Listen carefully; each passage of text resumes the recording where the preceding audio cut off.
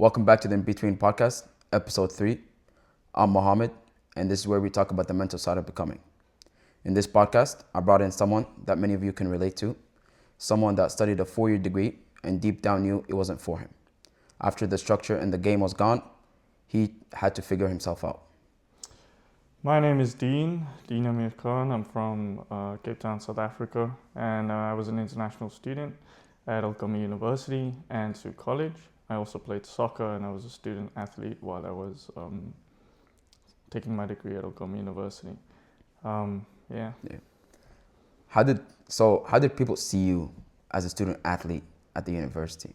I understood when I signed the contract that I was going to be a role model for others, and that I needed to lead by example. Yep. I understood that I was holding up a reputation for the university when I participated in those in the athletics. So I enjoy that sense of responsibility. So it was nothing unfamiliar to me, and something I love to continue doing, inspiring others. Mm-hmm. So once you graduated, you changed your path. You were studying a 4-year degree, then you went into something you really have true heart in. For your first degree, when did you feel like that degree wasn't for you? So that was in my third year. I technically it took 5 years, but in my third year, I asked to do a double major and do business as well, but it was too late. I missed too many courses, so I just realized, I just need to finish this degree and then get another degree in my field of interest. So, yeah. Okay. Now, you also were, so many people are like, that are future student athletes and are currently student athletes. They have to juggle between sports and staying up with their grades, because once their grades go down, you might not end up on the team. How did you deal with that? How did you juggle your academics? I actually had a pretty hectic life my first 2 years. I really struggled to match my grades well to my athletics, but we also do have a discipline in university sports and college sports where you have to acquire certain grades to stay on the team. And I did see many players get cut from the team because their grades weren't good enough. So you have to do that, and I mean, many people do it. So there's no reason you can't. Just lock in, put your head down, and get working. So get your work done. Yeah. Did you tell anyone that, like family or friends or teammates, that you felt like the degree you were studying was not the one for you? I did eventually, yes. Like before you graduated, right? That's between your studies. Yes and no. I did mention it briefly, but I also kind of knew it wasn't the direction I needed to go in for what I really wanted to achieve. So it took me a while, but then I found out. Took you a while. Yeah. You said yes and no. Right? What deep down in the no part, right? Yeah. What made you not talk about it, or what made you feel like maybe other people might not? Did you feel like just other people didn't care? that sometimes people take it as you giving up because you're looking for change, and you should seek that change. But to them, sometimes they just see it as, is it too tough? Is it, why can't you stay on path? And they just don't know. They don't know what's up here, what's going on, why you want to make the change. So so it was yes and no, because in sport you learn when to give up, when not to. So in some cases, people don't see that, and that's why. So you also said that it was around your third year where you felt like the degree wasn't for you. What made you finish that degree? I mean, I didn't come so far just to come so far. I came so far to win, right? I know where I want to go. I knew what I was doing. And at the end of the day, a degree, I've invested so much money into that degree. I've invested so much time, and it's because I was genuinely seeking it out. And I might as well just finish it and then go on to the next bit. No stress. Is what it is. Did you tell yourself anything? Like, did you look at yourself in the mirror and was like, yo, I gotta really finish this degree? Like, what motivated you to complete the 4-year degree you were studying, or 5-year? It's also knowing how the world works. I mean, you know what jobs look at for on your resumes, on everything. You know the importance of having a bachelor's degree. I couldn't change it. I also wasn't going to get an extension to finish another major. Yeah. So I just knew it's do or die. You have to get this, and then we go from there once you finish it. So yeah, I mean, some decisions aren't necessarily in your hands as an international student. Sometimes, you know, it's visa policies or Yeah. it's immigration issues. So you do it because you have to. Fair enough. Yeah. Well, now that you finished it and Yeah. you have gone to something Yeah. you love more, were there any signs that you felt like you ignored when you were studying in your No, I don't back think then? so. I think I was totally driven for my goal, and Mhm. then I just realized I had strengths in other areas. So it wasn't about having weaknesses in the area I was in. Yeah. I felt competent, but I felt like I had more to offer. And with the degree I was pursuing, the potential jobs I could pursue in the future were limited. Yeah. Promotions were limited. Salary improvements, life improvements were limited. You were bound to stagnate. So Yeah. I don't like that. I like achieving. I love going above and beyond, and I Amazing. like That's what sports yeah, taught you, right? that's what sports Yeah. teaches you. You know, so doing the same thing over and over just feels like insanity to me. Yeah. So yeah, Feels too boring. too boring. Yeah. You also mentioned, so you were international student at that Yeah. time, and I did speak about it before in my Mhm. past episode where the life of an international student, there's Mhm. some hardships and stuff like that. But you were also a student athlete, which is Mhm. adding that to becoming a student Yeah, with a student yeah. international student. It brings in more like problems maybe. Mhm. Did you feel like being an international student affected your? Do you feel like that's what kept you studying, finishing those 4 years, or did you feel like there was some other reason for you to finish that? Sorry, could you repeat that? So did you feel like being an international student held you down to finish a 4 year degree that you never liked? So in other words, like if you were a domestic student, would you have, even though even though you paid the fees and stuff like that, would you have quit midway of your 4 year degree and went to something you loved more? I think I would have taken another year of uni just to get Okay. a double major. Okay. So that's what I would say. The bottom line is, if I had the option and there was no immigration policy or etc., Yeah. yeah, I would definitely pursue that because, you know, at the end of the day, some people might look at it and say, oh, well, that's going to take 6 years instead of 4. But you know what? In 6 years, if you do it, you'll have 2 degrees versus having 1. So, and in 6 years, you're going to be 6 years older, whether you like it or not. Yeah. So, yeah, no, it definitely did play a part. But no, I'm happy with the decisions I made in life. And That's good. That's good. none of it bothers me. Mhm. None of it puts me in a position where I feel like I'm a victim of the system or anything. Yeah. No, I did my best part and I take what I get and I make the most of it. So, Okay. yeah. You studied, your 4 year degree was a Mhm. psychology degree. Did that help you in your second degree? Yeah, definitely, easily. Especially jumping from university to college.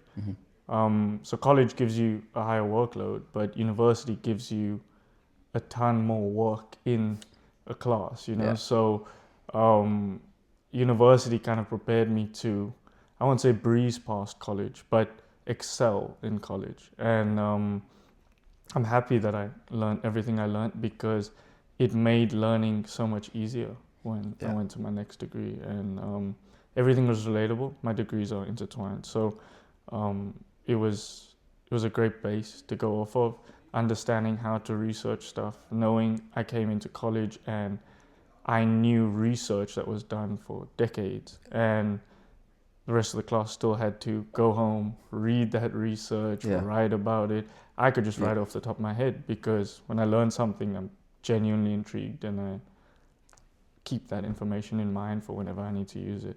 It's good. So, It's good. Let's now, before we jump into more details about you moving between degrees, let's stick to let's start with the life of a student athlete. Okay. All right. Yeah. What did walk me through a normal day for a student athlete? So a normal day would be wake up 6 a.m. Then you had to rush to get to the bus, Yep. and then you get to training, and you'll have to train from about 7 to 8:30 ish. Okay. Then you got to get home, shower, and classes at 9. So you're rushing. There was no break. Yeah, there was no break. So you would generally go to class a little bit late, often, because you would want to get breakfast. Yep. You'd want to get food. So you go to the cafeteria, you eat, you go to class. That class could be 9 to 12. It could be 9 to 11:30, whichever it may be. By the time it hits noon, you're training again. Mm-hmm. You're in the gym. Yeah. You're back at it. So this is in between classes, Yep. or either it's just what you have to do in your day, Yep. and after that you have quite a bit of rest. So you go home, but then you're making food again. So you first time you buy it from the CAF, because the CAF kind of imposes the fee on you when you live on dorms. So you use that CAF money for the breakfast, and then when you finish your training at 2 or whatever, you go home and you have to make something. Yeah. So something healthy. we would spend a lot of time in the common room, and it was really nice. So everyone who lived on res was kind of bonding in that way. Good. We all knew this is the time to be here, and Yeah. you know, it felt good because you're getting a social life on top of all the time you're spending away from people, training and going to class and etc. So that's what we would do. And then by the time it hits, let's say 8 p.m., 9 p.m. at night, you have to go back out to the field and you have to go train again. So then you come home and it's like 10:30, 11 p.m. Yeah. But you don't have time to yourself now. You've got to get home, shower, maybe get yourself a snack, and go to bed. And early for wake up. Yeah. You know? And that was it every day, except I think it was just Sundays, maybe. Yeah, Sundays, the only days you weren't really training.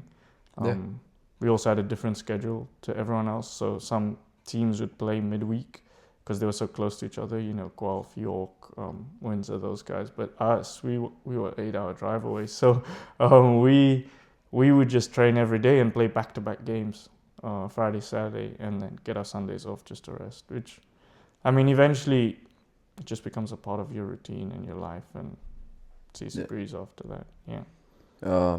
Many students, when they enter university as a student athlete, when they're going to university because they're a student athlete, they think that the main reason they're at the university is because of their sport, not because of their degree. So they forget about their studies and they just focus on their sport. But some of them also, many of us, well, not me, of course, but many of student athletes don't always become pro after college. So they have to depend on their graduation, on their degree that they're studying. What are the contradictions between a degree and sports? So, the first thing I'll clarify is American sports and sports elsewhere are not the same. Okay. In American sports, you can go to a college because it's obliged by, obligated by a league, right? Like the NBA or whatever. And they will say, you have to go to college, you have to get something, and then you can come play for us, right? Okay. So what people do is they take these really, I don't want to say lousy degrees, but you know, degrees that are quick to finish and things they don't, classes that are like easy breeze, right? Yeah. Because they're actually there to play college sports. They get endorsements, they get paid for playing college sports. It's not the same in Canada. So the reality of college sports and university sports is that people at the age of 18 to 25, their body's in their prime, it's in their peak, and they have talent. They have a talent they want to express to the world. So what they're actually trying to do through university and college is give you an opportunity to express that talent and that skill that you have through the sports. And they organize it, they pay for it, they do all of that. Yes, it's a path to pro, but it is not a pro path. Most athletes that are exceptionally talented, exceptionally skilled, they don't need these things. Yeah. They are signed at 18. They're signed at 19. They have contracts. They have their contracts already. They're already there. A lot of people come here and have this misconception that it's a chance for them to get there. It's not. It's an opportunity for you to play a sport. That is the truth. You are... I don't want to be rude. You're not Okay. a leftover, Yeah. but you are sat there as someone who is they're second guessing about. You know what I mean? Second options, yeah. A lot of people who come from foreign countries, so France, England, and they come study in Canada. It's because they can play the sport they love, but they know they're coming for a degree. Yeah. The people who come here in Canada and want to play college sports and then go pro, it's unrealistic. It's extraordinarily slim that you It's even very, very get low. in.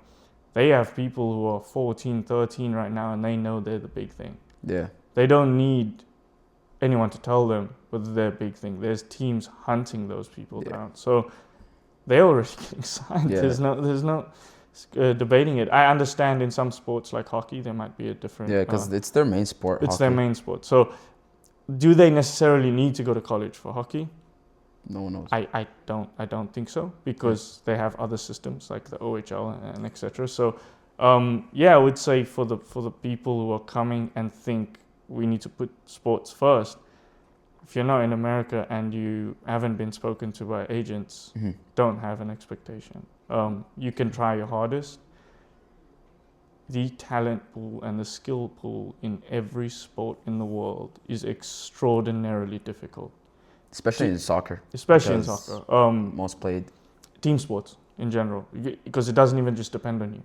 It depends on the quality you're surrounded by and whether you even stand out amongst everyone else. So, I would say take the pressure off yourself. If you're 18, 19, you're coming to university or college, and it's not America, take the pressure off yourself and just know, I'm going to enjoy this. I'm going to make the most of my body. I'm going to put my body on the line for this team and do your absolute best. Whatever comes, it shall come. Yeah. But also make sure that you're studying a degree where that could get you a job, not something that you don't care about. Yeah, not something that you don't. I think that is a issue with a lot of athletes I see. You know, they finish their sports playing time. Yeah. And they realize right when it ends, oh no, I don't really want to work what I studied. Oh no. They go into depression, and a really bad depression. You see it all around.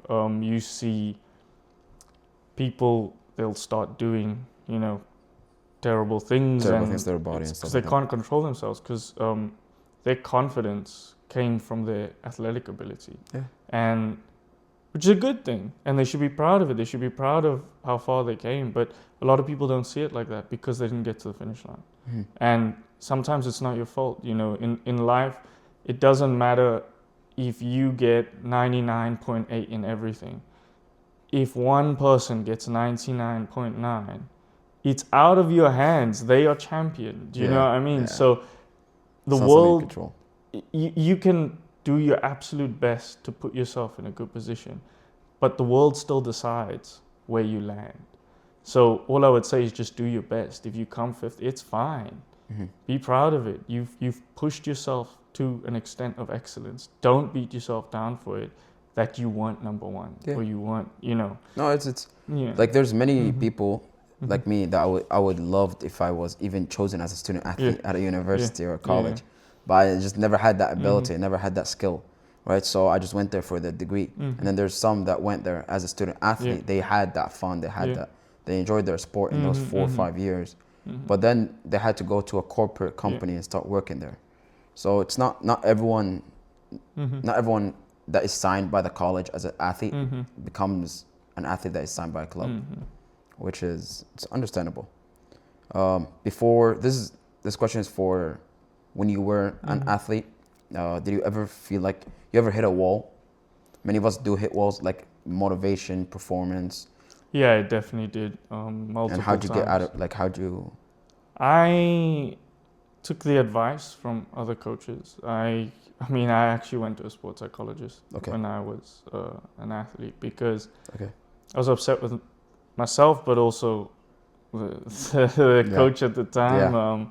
I was getting benched quite frequently, and I was performing in training, and I was really always there, and it just frustrated me sometimes, because you don't understand why you're not being chosen or selected, and that's okay. Sometimes you're meant to be a team player, and Yeah. I understand that, but I was accepting of the team player thing, but I was still misunderstood. And yeah, it did knock me down quite hard. And when COVID came, it was even worse because you aren't feeling great and then you're isolated as well. So, Yeah. Especially far from home as well as an yeah, international and you're student. far from home. So, I had a couple friends on the team who also weren't feeling so good after first 2 seasons, or my first 2 seasons. And they also went down a path of lack Depression of and stress. motivation, and you just want to escape from the sport, and you want to maybe come back when you're feeling a little better, but you got to decide when that better is. So Yeah. yeah. You said you got some advice from a therapist, or what was it that you said? Psychologist? Yeah, Yeah, what sports about? psychologist. Uh, do you remember one advice that was given to you when you were stuck? Um, there's It doesn't have to be exact words, just yeah, the idea. there's a few things, but the main thing that people always got to learn is accountability. It's always that the power to influence is in your hands.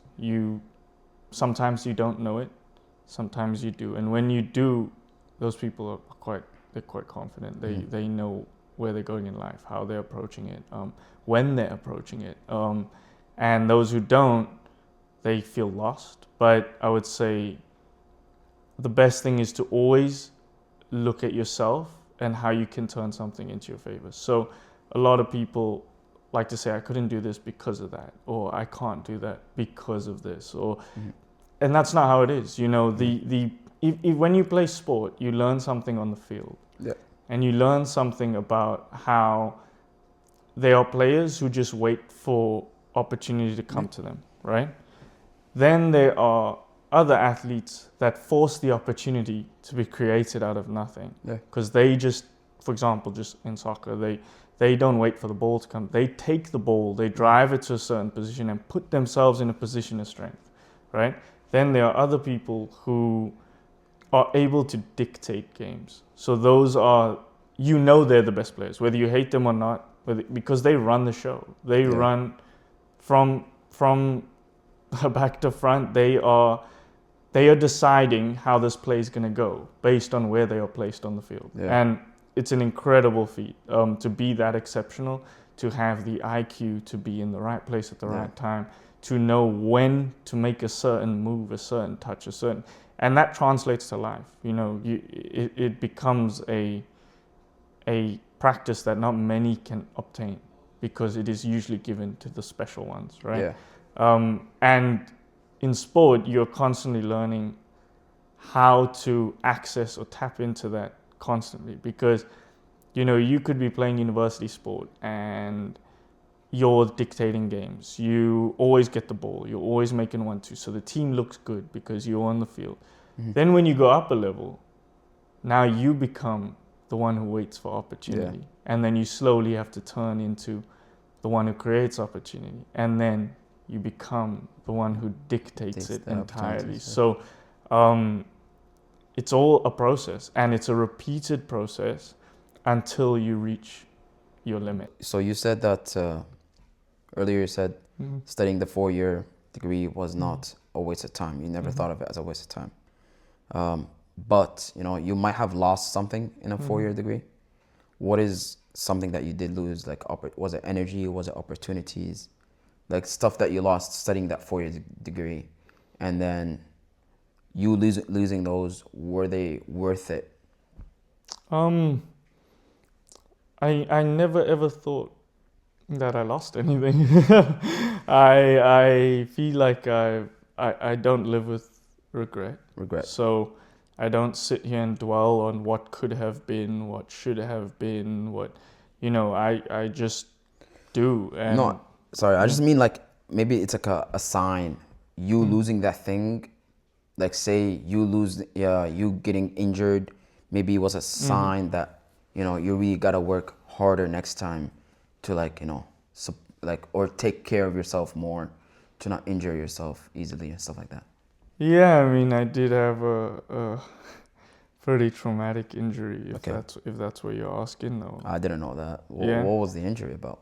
So there was a time. I mean, when I came here, I wasn't starting, so I think we mentioned that earlier in Yeah. the losing motivation part. But as time went on, by year 2, 3, when it was COVID time and we just trained with each Yeah. other, yeah, I was pretty fixed. I was Tight. in the prime of my life. I was Yeah. running around like crazy. Every shot went in, every pass was worth it. My energy was crazy. But eventually, an injury happened outside of league soccer, so I went home and I was playing with my friends. So it's always good to keep up with street ball because it keeps you sharp, because it's a different type of game, right? It's not 11 on 11. It's like a 7-on-7 yeah, or something like that. yeah, Some yeah. short. So I was playing and I had the ball between my friend's legs and I pulled it back instead of going forward. So he shut his legs really hard and I turned, but my foot was, because he clamped so tight together with his legs, he locked my foot in place. Yeah, so in between his 2 feet. So when I pulled the ball back and turned, I was turning backwards. opposite. The entire opposite way. Like, and my entire leg just went this way, but my foot was stuck. Yeah. So usually it's a sprain. Usually you think, oh, this is all right. Like, it's not that bad. You always think that. And I went off the field, and you usually think, okay, your body's still got the adrenaline. You're going to come back on. You're going to play for a bit after, a minute or whatever. Yep. And I couldn't walk on it. And that's when I knew something was seriously wrong. And that same night, I just didn't want to go to the doctor. I don't really like going to the hospital or the doctors or anything. So I drove home, but I drove home with my opposite foot I drive with because I couldn't use the other foot. Yeah. It was really weird. I could move my toes, but the foot I just knew something was wrong. And I drove home, rinsed. It was all right that night to rinse. I couldn't really stand on it, but I could in the shower. And then I was like, okay, we'll just see how this turns out tomorrow. Maybe it's a really bad sprain. Yeah. And I woke up and my one foot was like double the size of my other foot. Wow. And I knew something is severely wrong, because when I woke up, it was so painful that I yelled when I woke up. I have never yelled for pain like that in my life. And I was just screaming, and no one was home. My dad was at work. So you had to go through the pain by yourself. Yeah, my sister was out. So I was like, oh my God, like, what do I do? And to get off the bed, it took me 10 minutes because the blood rush would just cause more pain if I took it off. So I had to put it like on a lower level, then have a stool and put it on the lower level and I got off, and I just instantly took a cab to go to the doctors. And when I got there, they said, you only have like 2 thin strings holding your foot to your leg. And it was really bad. I was supposed to come here in a month's time from where I was. And that doctor looked at me and he said, you ain't going nowhere. You stuck. And I said, what do you mean I'm stuck? And he said, yeah, your sock held your foot together there, mate. Like, and then I was in a cast for 4 weeks, and and that was pretty bad because challenges you mentally. Oh, it makes you grateful though. Glad I can walk. I'll say that. You don't know how grateful you need to be for even the littlest of things in life, especially walking. Yeah.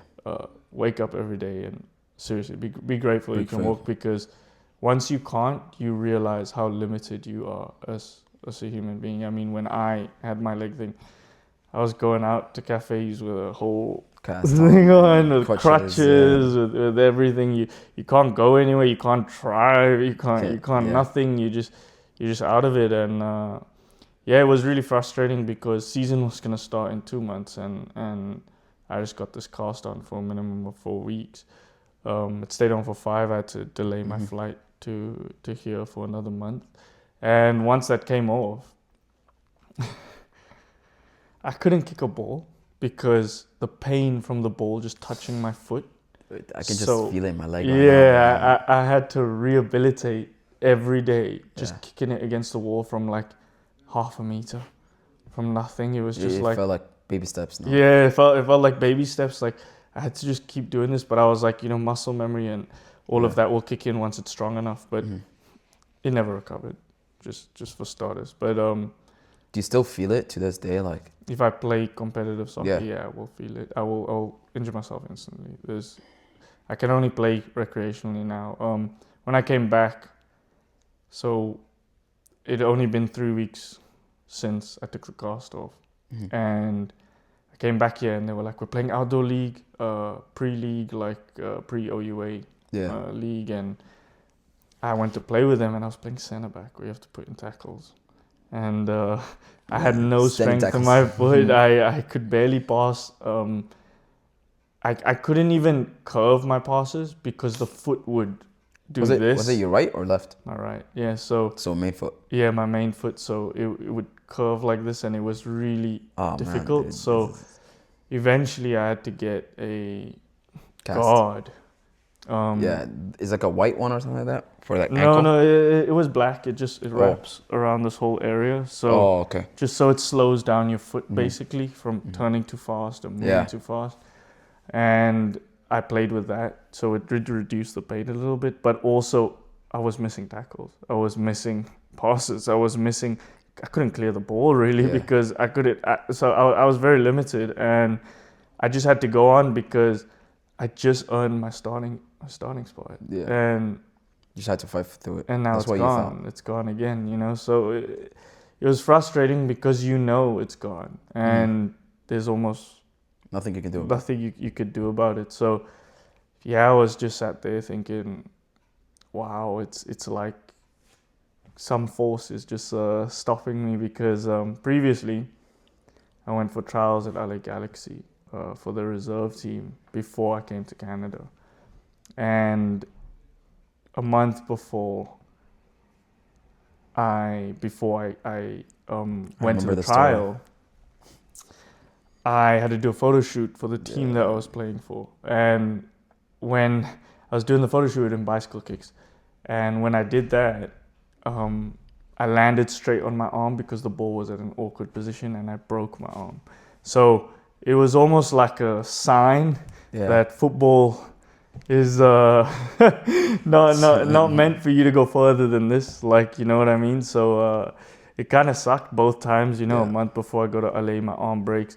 I have to go to LA for the trials with a Cast. no. The cast came off 2 days before I went for the trials, but which is nothing anyway. Because if anyone touched my arm, my whole body would be in shock. But I just put on a guard and I just played. And yeah, same thing with this injury. Just put on a guard on my foot and hey, let's go play.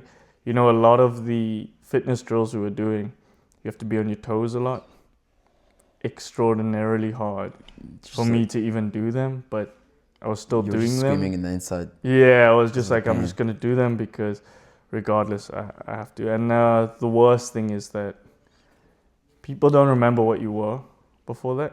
They only remember what you are in that moment or after. And it kind of sucked because there was this new group of players that came in, and now you're just sitting on the outskirts, like, oh my god, this is terrible. It's just, it didn't feel good knowing you're now down in the pecking order. But the university was really accommodating. The coaches didn't make a big deal out of it. They just said, when you recover, it's time to play. It's time to play. Get your chance back.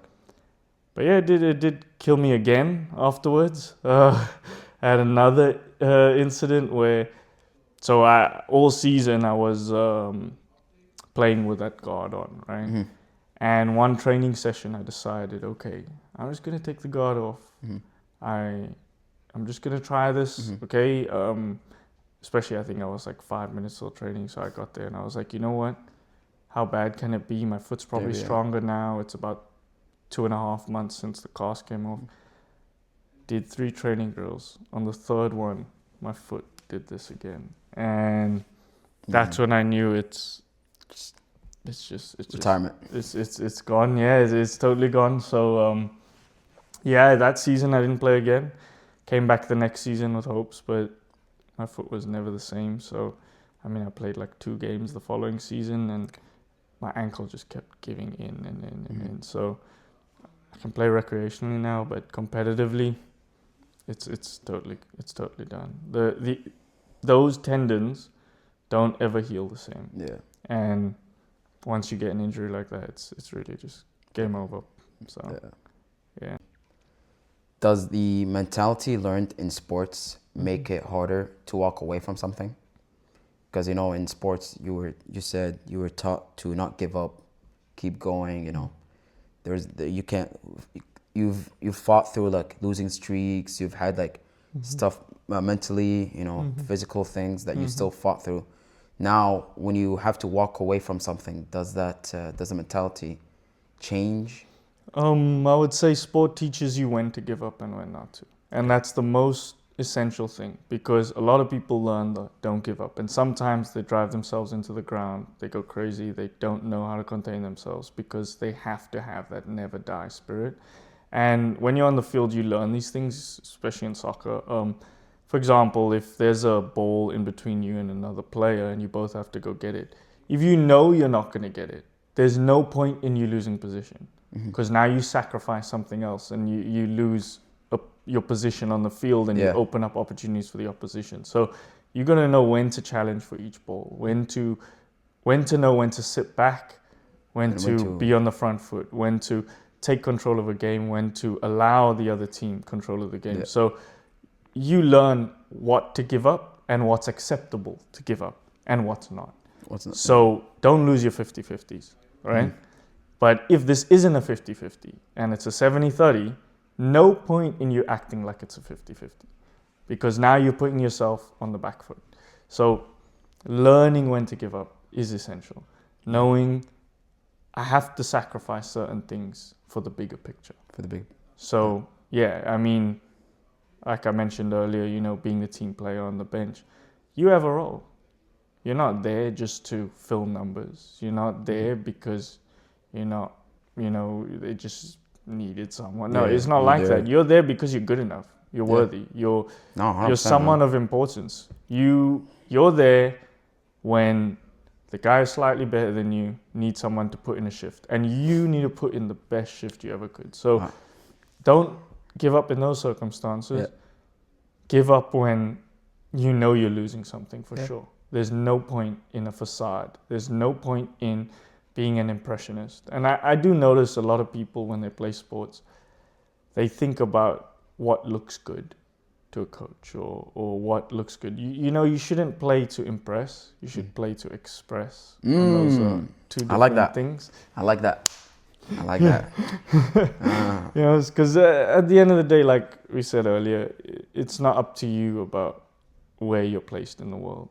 Someone else can be the 99.9 and you're the 99.8, and that's tough, right? So it's learning when to step back, when to go forward, when to do things. So for someone that is in their third year, doesn't like what they're studying, wants to do something else, what advice would you give them? I would say, for someone who's in their third year, they have a change of plans or whatever, I would say pursue that change, because at the end of the day, it's what you want. No one understands your life. Like we can all sit here and try to play these games of I had a tougher life, or I had an easier life, or you know what I mean? Those things they aren't qualifications for whether you're going to be successful or not.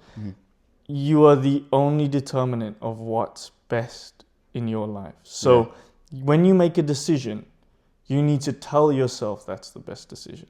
You don't sit here and think, let's see how this plays out and then we'll figure out if it's the best decision. No, you have to literally say, because this happened, it's amazing. I'm in the right direction. I know exactly what I'm doing, exactly where I want to go. You don't have to have it figured out by third year. Don't get me wrong. I'm just saying, Once you make a decision, commit to it and make that decision the best decision you've ever made.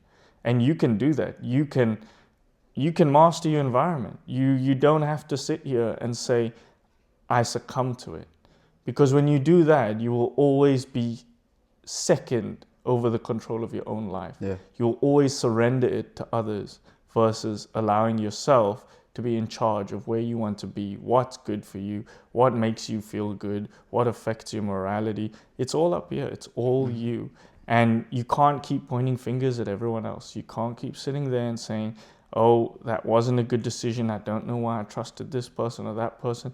No, you had the time to think it through. You had the time to put in the effort to come to a conclusion which you would decide is the best decision or not the best decision. So it's about being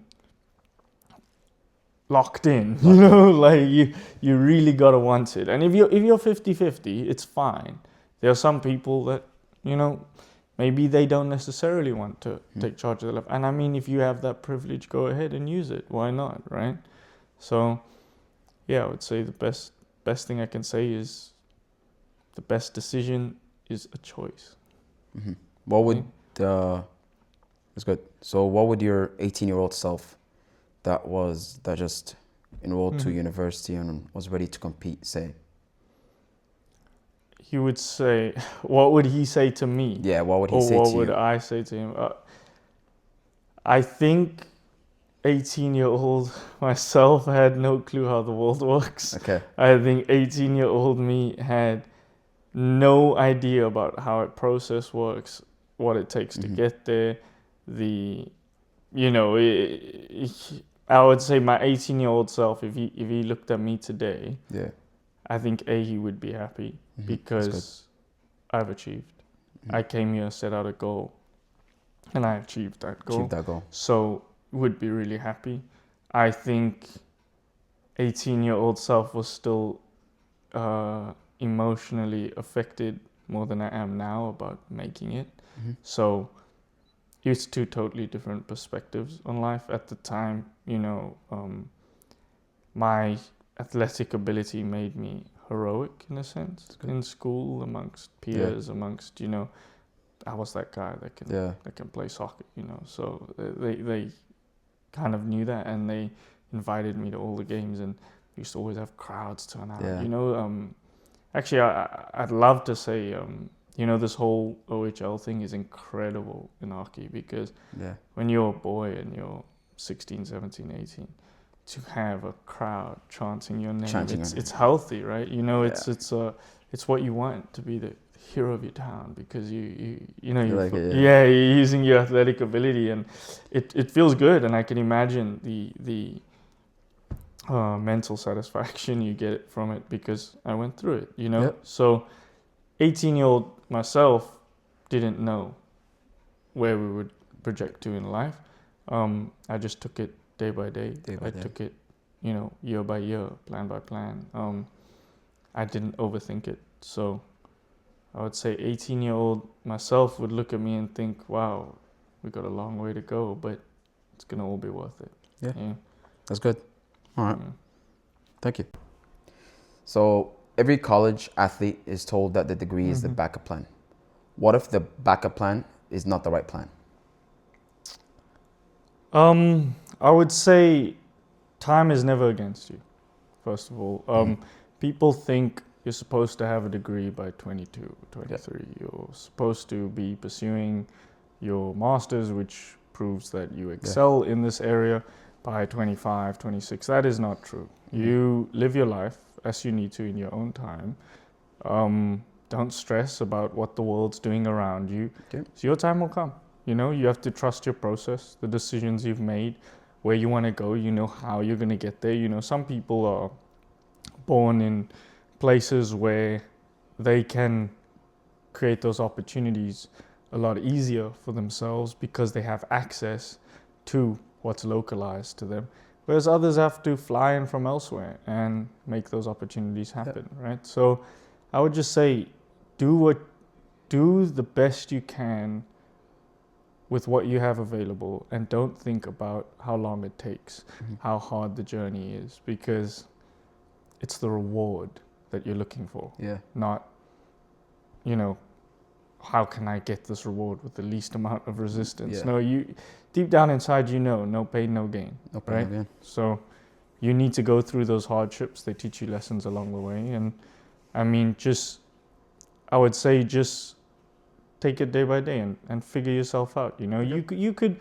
study for years, get a master's, and while you're in the job, think, I don't really want to do this. And that's fine. Go study again. Yeah. Work that thing you hate and go study until you can do what you love, you know? Or just, if you can just hop to the other side and do what you love, do it. Like, there's no harm in it. Just pursue what you desire. And I would say don't let anything stop you. Okay. Yeah. It's good. When you're an athlete with a jersey, no one prepares you for who you are without the jersey. How did you know that you were someone worth knowing without it?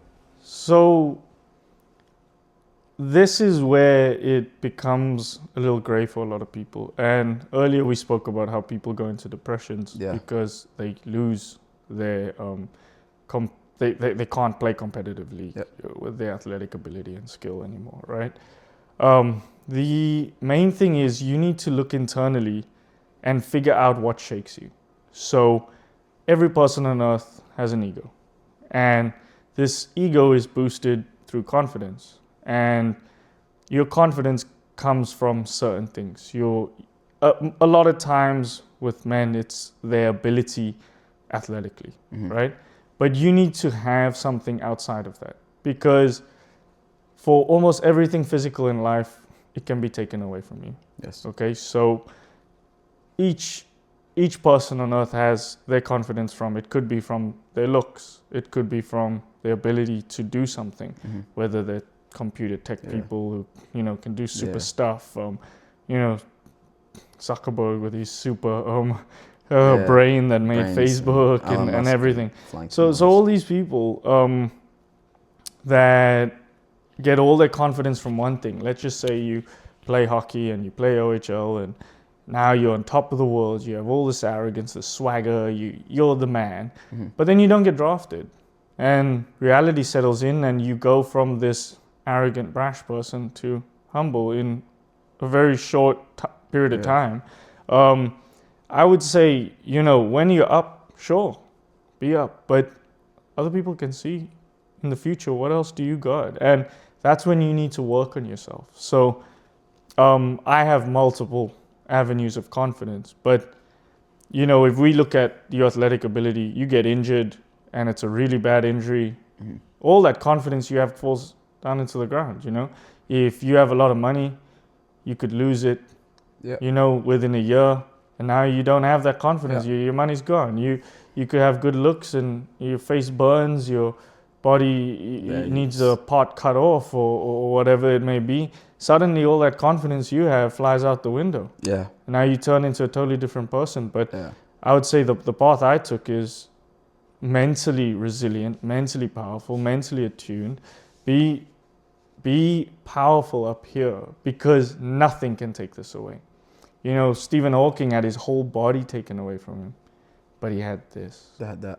And, you know, at the end of the day, it doesn't matter how many people want to beat you down or tear you up because you didn't make it or you didn't have that ability to turn failure into something else, into another medium of success, and do it through the means, as I'm saying up here, knowledge, lessons.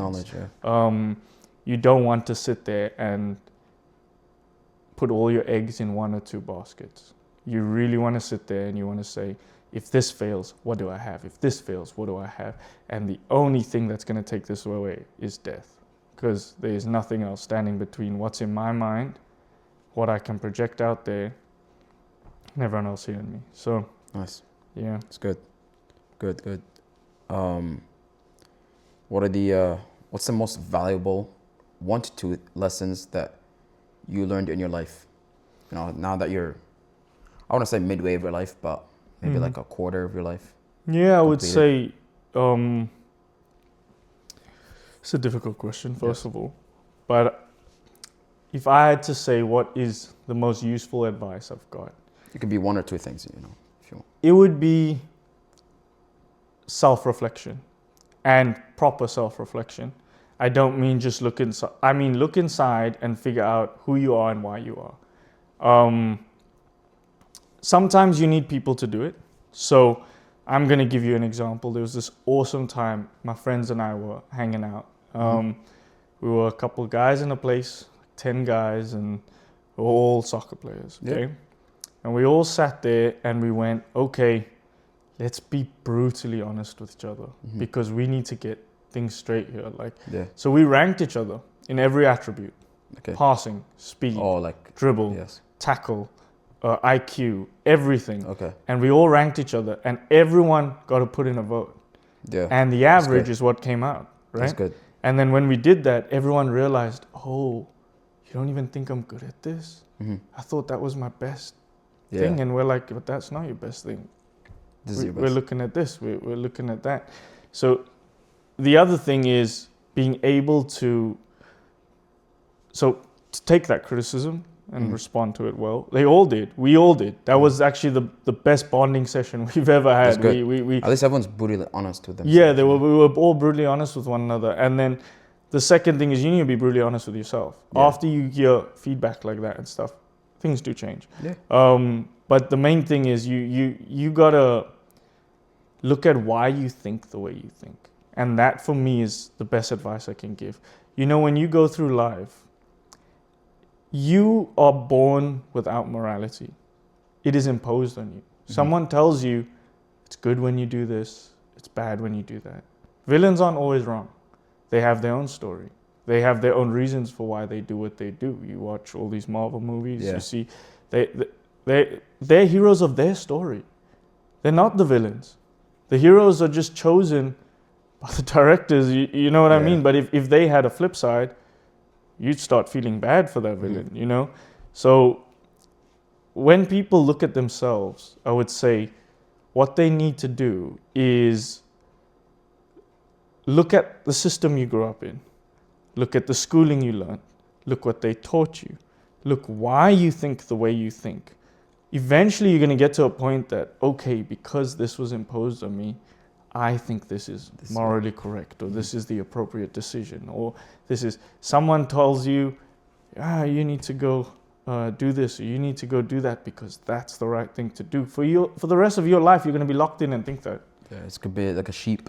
Yeah, you don't even know you're being a sheep. Yeah. You don't even know you're being controlled. So I would say my best advice would be just look internally, literally get out of your own head, look at yourself and say, where am I in life? What am I doing with my life? Am I going in the right direction? Why do I think I need to take this direction, this path? Why do I need to succumb to these moral implications? Why do I have to believe what I believe? What if I didn't believe it? What are the actual pros and cons of me going out of this bubble that I've sat in for so long? So I would say the biggest is brutal self-reflection with yourself. And literally trying to look at yourself from a third person point of view. Look at the actions you've taken, the decisions you've made, the things you've said, the things you have done. Ask yourself, why do I even do those things? Because at the end of the day, every human being is motivated. And they're motivated by certain things in their environment that influence them. Who told us that those things in your environment were meant to have this effect on you? You need to look at all those little things and say, but why does it affect me? The truth is your environment has no power over you unless you give it such. No words can harm you if you don't allow it. Yeah. If someone was cussing you out in another language, you just think they look crazy. Why can't you do the same if they were speaking your language anyway? Yeah. You know, so everything is this an appropriate reaction? And people go through high school socially anxious because of that. They just think, oh, how should I respond to this? Was that rude? Was it not rude? Do you see the intention there? But why do you think like that? Look at yourself and say, am I taking the right course of action? Am I responding appropriately? What's appropriately? Is it to fit some other people's customs and ways or beliefs? No, you need to sit there and think, for me to take the best steps forward, what do I need to be? And if you need to be a different type of person than the world's asking you to be, so be it. If you need to be a specific kind of person that not everyone agrees with, but the world needs you to be to achieve what you need to achieve, you need to do that. You can't sit here and keep saying, it is the way it is. It's because of the way I grew up. It's because of this. No, you are in control of your life, and you must be willing to sit down with yourself at night, look at who you are with, and kind of tackle areas that you've never looked at before, that you've never even thought of addressing, never even thought, oh, is that a bad thing? Is that a good? Never. You need to question everything in your life. That would be my best advice, because then you truly escape this mold of what people expect, and you rather become the driven person you need to be in order for you to achieve what you desire. That's good. Yeah. So main one is self-reflect, be honest with yourself, and there's no need for you just lying to yourself saying you're this good, you're that good. It's perfect. Amazing advice. It was a great talk. Thank you for accepting the invitation, coming to this podcast, and hopefully we'll see you later on in a future episode. Thank you, Deen, for coming, and thank you everyone for watching, and have a good day.